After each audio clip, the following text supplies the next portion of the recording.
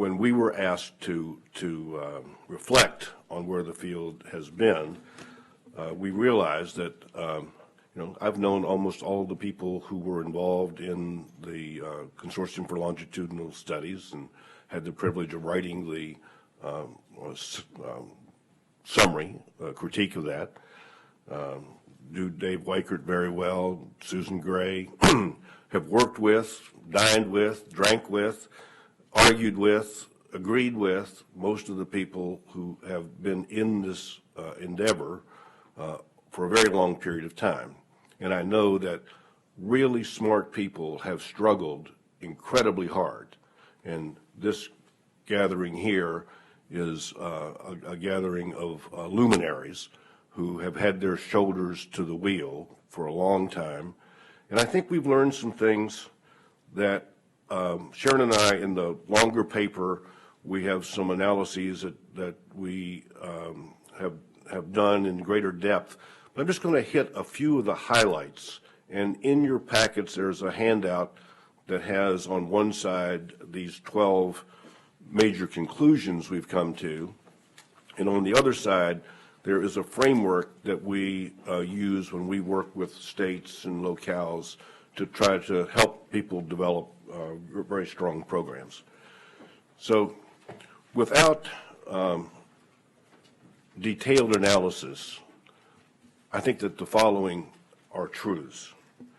That successful programs have had strong leadership at the highest levels who really think that this is an important endeavor.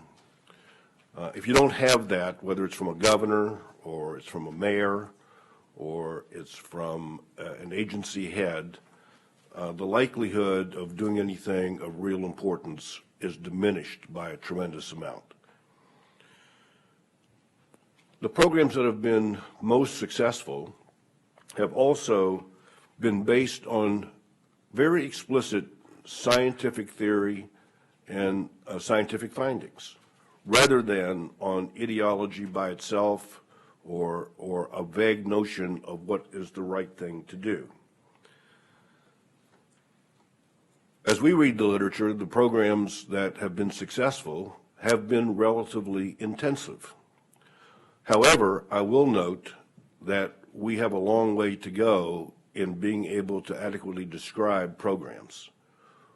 We have a wonderfully complex, compound system changing through time, involving multiple parts, and I think that Andrew captured this quite well in his presentation. And when we come to present our findings in a journal article or even in a book, we get a mere abstract of what occurred, and usually an abstract that is not doing justice to the complexity of those programs. And I know I've spent decades trying to come up with a systematic way to be able to describe programs, and have probably invented, a dozen different conceptual frameworks, only to crumple it up and toss it in the wastebasket and say, it's not good enough. And we need some serious work on that front. But as a generalization, more intensive programs tend to produce produce both larger and longer enduring effects.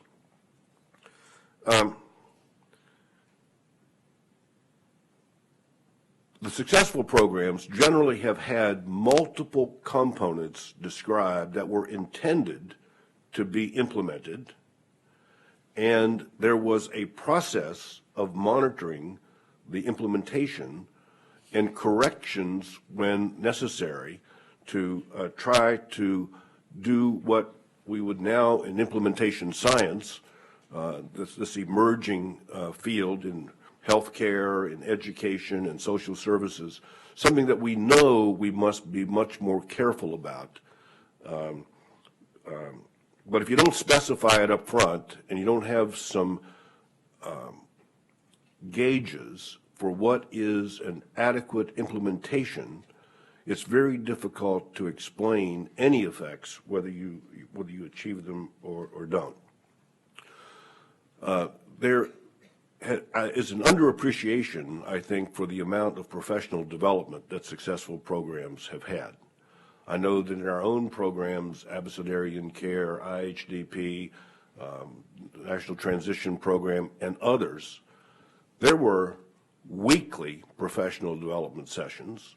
There was, back when we were just at the dawn of the internet, there was data collected on a daily basis, analyzed and reported out on a monthly basis, acted upon within that time frame, month after month after month. And I believe that that careful attention to detail is something that we should only encourage even more, and we have the tools and technology now to do it in a way that is fundamentally different than we have ever had before. And so this professional development, where we're monitoring, as Andrew was suggesting, what are the particular interactions that are taking place? For example, in the Abecedarian project, we had cameras installed in every classroom, and just to be fair, I had one installed in my office so people could see me as well, and we time sampled throughout the day because we were trying to get particular kinds of interactions to occur, both linguistic and of a certain social and emotional nature. And if we didn't see those, that became a way to go to lunch with the teachers and to have a conversation about what can we do about this, not in some punitive way, but in a way that was trying to understand why what was intended to be done was maybe not being fully accomplished. It's another way to say that the programs that have been successful have typically been monitored on a very regular basis. We don't learn much from treating a program as if it's a black box and then later trying to infer what was done, you know. And also, I think successful programs dealt with a lot of real nitty-gritty issues, like how do you ensure high levels of participation? Well, in IHDP, and Donna Spiker here knows this, we created 8 transportation systems in 8 cities. Why? Because we needed to get the children to the program every day if that was going to have the effect that was intended, and in many cities there was not adequate transportation for that to occur. So when I hear some of these programs being described as hothouse, I like to wonder, well, I thought I was in the real world when we were doing some of that stuff, dealing with the regular problems. I'm looking at held blank laughing. You know, I mean, for those people who have not actually run programs, if you think that some of these early programs that were successful were somehow absolved from dealing with the realities of parents oversleeping or being moved in the middle of the night because they couldn't pay the rent, or all of those thousands of things that have to be dealt with if you're really going to be serious about dealing with people that got the short end of the stick. You know, I come live in my world for a while because you won't feel quite so removed. Also, in successful programs, children's progress were monitored typically on a very regular basis. It was monitored so that if there were deviations that were important, they could somehow be taken into account. And there's a misprint in item number 9. There should be a not where it says evaluation was viewed as something that was externally imposed. Whether we're talking about the Perry Preschool Project, or we're talking about Susan Gray's work, or Marty Deutsch's work, the development of measurement processes was an inherent part of the program. It was not some external evaluation, because what was originally driving these programs was really a basic science concern about the malleability of human development. And we happened to choose disadvantaged children. I'll just tell you in passing, the Abecedarian project, as I originally designed it, was designed to have half children from extremely advantaged families, because I really wanted to find whether we could push the envelope at the, no one would fund that. It still remains to be done, you know, because we're concentrating in a problem area now when we're talking about poverty and getting the short end of the stick. But I'm not at all convinced that we're doing the best we can do for our children who come from very advantaged families, and our work back in Berkeley with extremely advantaged families leads me to believe that we can do better. Also, results were analyzed and publicly reported on a regular basis. Not just analyzed and looked at, but whether reported at professional meetings or shared with peers. And some of the things people did worked, and some of the things that we did worked, and some of the things didn't. And you have to learn as much from your mistakes as you do from your successes. And I think that we as a field have been a little reluctant, to our detriment, to admit when something doesn't appear to be working. Almost all the programs that have been successful also gave some thought to replication up front. That's why the programs had to be described in such detail. So Larry Schweinhart, making the cognitively oriented curriculum available broadly, providing training sessions and so on, that's an integral part of trying to move programs from a beta test stage into producing the results for people in the general population for which this knowledge was intended to be applied.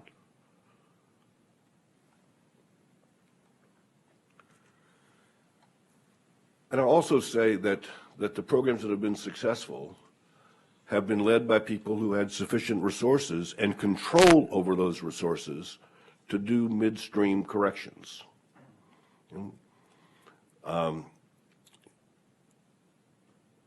These programs are extraordinarily complicated.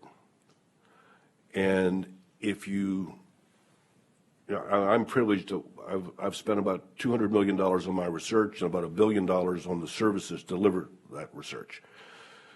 When we're dealing with problems that are of the magnitude we're talking about, with the pervasiveness that we're talking about, you need to have your hands on resources and the flexibility. So again, back to Donna Spiker, in the Infant Health and Development Program, we had to build 8 child development centers. We had to recruit and train all the teachers. You can't anticipate in some contract-like way every issue that is going to come up that's going to require serious thought and some adjustment. But I believe that we have a very robust literature. Otherwise, we would not be in this room. We would not be here at the Federal Reserve. And I believe that the future looks much brighter than I might have guessed a decade ago. However, I do believe that all of us, and certainly myself at the head of the list, we need to up our game. You know, we need to do the science better. We need to do the programs better. We need to involve parents much more deeply. We need to find out what they want and why they want it and help them get to where they want to go. And I think there's no contradiction between program flexibility, good science, and major impacts. But if we're going to expect gains to endure, then we have to start with programs that have in fact have produced a significant enough impact to lead us to believe that there's something there to be sustained. And on that note, I'm going to ask Sharon to come and place this into a larger policy and practice context. This list of 12 hallmarks we had done a few years back, and I want to indicate it was not based only on the early education interventions that we're focusing on here, but includes some of the wonderful, larger scale social emotional, some of the drug and alcohol prevention interventions, and goes all the way up through middle school interventions. So it's a much wider array that we took into account, from the hothouse experiments in thinking of these characteristics. And then elsewhere, we've applied it to a very successful 10-year period in the state of Louisiana and an amazing period in Montgomery County, Maryland, where almost all of those 12 hallmarks existed when they scaled up to serve tens of thousands of children and produced gains that are very comparable to the tightly controlled experimental studies. Not small ones, but again, at least 0.5 and better, very large gains that were sustained. And then we looked at some examples, our experience with 29 states in the National Transition Project that served 8,500 former Head Start children and their families that did not produce the benefits. And very few of these hallmarks were present. Only about 6 of 29 sites had at least half of these hallmarks. And then we've worked in the District of Columbia with private, public, and charter schools and settings in a very large demonstration project where we tested different models of doing professional development. And there are some gains in terms of the quality of classroom and instruction and teacher knowledge, but no measurable gains for the children. And when you look at these 12 hallmarks, and the District of Columbia, at the time it was being given state rights within the federal government, so you had 2 education administrations coexisting and lots of change in leadership and a lot of debate about whether early childhood was important or not. So we've applied this model and begun to look at it, and we don't think these are absolutely right or that we haven't overlooked. And we put these forward to encourage discussion, refinement, and to say, well, how can you make these things happen? Or can you make these things happen? So it's presented as our best thinking, but not definitive and not absolute by any means. If you'll flip over to the other side, this is a framework that helped us bring together more than 400 people over a 4 to 5 year period in the state of Alabama. And we didn't invent this. We were in an era, as many places were in the 1990s, where there were many extra tens and scores of millions per year, per state, in quality improvement for subsidized childcare. And the idea was, could we create a real statewide coalition of all providers, decision makers, scientists, and do something, because all of the studies that look at those continuous quality improvement kinds of dollars conclude there's no evidence that it makes any difference. Now, the studies may not have been set up right, but we have no evidence that our decades of investing, I think, is it 4%, used to be for improvement, was used to any good end. And I'll tell you, we had meetings that sometimes lasted 2 long days, people really committed, and we met frequently at the beginning. And the arguments never ended. The people who wanted to stand up and talk about parents, the people who wanted to talk about the fact that many groups of people prefer family daycare, the people who wanted to say, if we work with family daycare and parents, we won't touch enough lives. Let's only work with licensed centers. And the people who stood up for faith-based organizations that were exempt in Alabama from all regulations. And it went on, and the tension between schools and the community. And we had lived through that for years and years in North Carolina. And the arguments and the defending of territory and the fear we're going to put people out of work who've dedicated their lives to children. I think you know what I'm talking about, right? They thought there were going to be uniform regulations for everyone, and not all of us can have a classroom size of 17, Arthur Reynolds. Some of us have been living with 20, and we've been getting the best results, so you're going to put me out of business? And we just couldn't get off the dime. And we finally said to everyone, right now, we are in a room, and the rooms were sometimes bigger than this.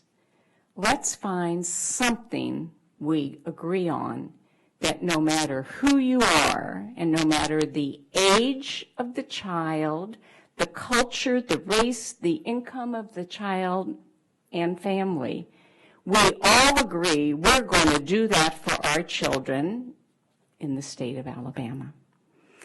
And we worked up, and this big picture is what that group generated. And I want to point, and they named it the 4 diamonds. So in the heart on the left and right, we have these diamonds.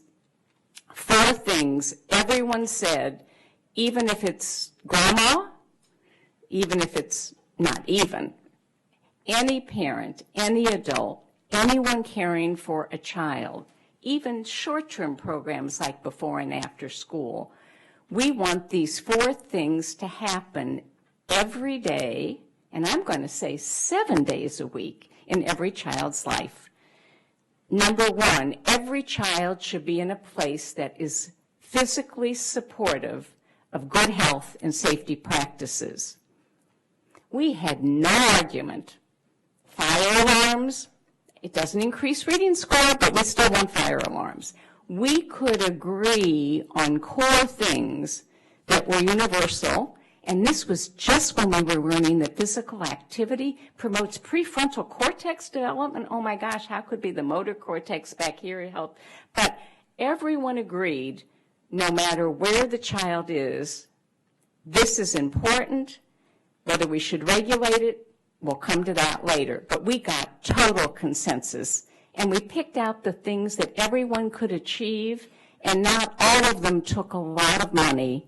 But for people with food insecurity and housing security, it does take money. But many of the healthy safety practices don't cost a lot after you get above that minimal threshold. Number 2, adult-child interactions originally were called warm, responsive, individualized care that was developmentally promotive. So it was matched. A 3-year-old can learn certain things about sharing, but a 6-month-old can't. And many people held expectations that were not appropriate for the child's level. We worked a lot, but everyone agreed when a child cries, when a child's in pain, and when a child is eager to learn, that child deserves a prompt and appropriate response almost all the time. And a little bit of stress turns out to be healthy for children. So not every time they cry and not every question. Sometimes you can say, I'll answer it later. But most of the time, it's important to answer that question. So we agreed a great deal. No matter where you are, we expect high quality, warm, responsive, non-punitive. Interestingly, was a big issue, but there was consensus from people from all backgrounds. 3rd, language and literacy. And that is, language is really communication. It's not only the spoken and receptive, it includes gestures, it includes movements, it includes different ways of understanding, and there was a huge appreciation for cultural variation in promoting the ability to show your interests, your feelings, your dislikes, getting responded to, and learning to read the messages, the content of other people. Finally, caregiver-family relationships, and I think this group struggled with that a lot and elevated it to a central role. If a child is cared for by anyone outside the home, that communication has to be strong, active, trustworthy, and there have to be some core values that they share, and they cannot dismiss and disrespect the other. which happens all too frequently, and I think we've been at both sides, many of us, to hear that disrespect that is very troublesome for the child who lives in multiple worlds. Now, those 4 diamonds are exactly in every child's home, and many children have more than one home that they live in every week, and some children are homeless, and that still is their home. So we have to really deal with that. And then the one thing that helped our consortium move ahead was most of what was regulated is in this inner circle, the supportive care environment. So education, training, ratios, cost, how beautiful the building is, that could give you good quality care. It's no guarantee. And some people give the most amazing high quality in these 4 diamonds on very little resources. Not that they should do it forever, but we've seen high quality in the absence of all those good extra things, and then we put it in the context. So this got us working as a team, and the one thing I'm going to end with is the outcomes. 3 domains, and we didn't say any one is more important. We would say genuinely they are equal. And this was from the consortium, and we've tried to embrace this in all future work. Healthy, safe, and happy. And those are measurable at all times. And being healthy, safe, and happy may or may not promote it in the future, but at no time should children endure what are now called toxic environments. Next, positive social, emotional, and self-regulation skills, and this includes positive self-appraisal, but not that old-fashioned self-esteem, I can do anything I want to do. It's, do they have some realistic idea of how they're progressing? Do they feel good about that? And finally, good cognitive communication and school readiness skills. And that brought us to a level where we could say there are standards and universals that transcend culture and income and administrative aegis that we need to work for. And if you add together, if you do the wonderful formula that often our economists do, of your experience, how many hours you're in each place and how much you get, that's what gives us good outcomes. So we share this, and then for those 4 diamonds, there are 10 indicators that a parent can use, a teacher can use, a principal, a center director, an administrator can use that have face validity and that help people say these are the minimum gifts and experiences we give to all children. Thank you.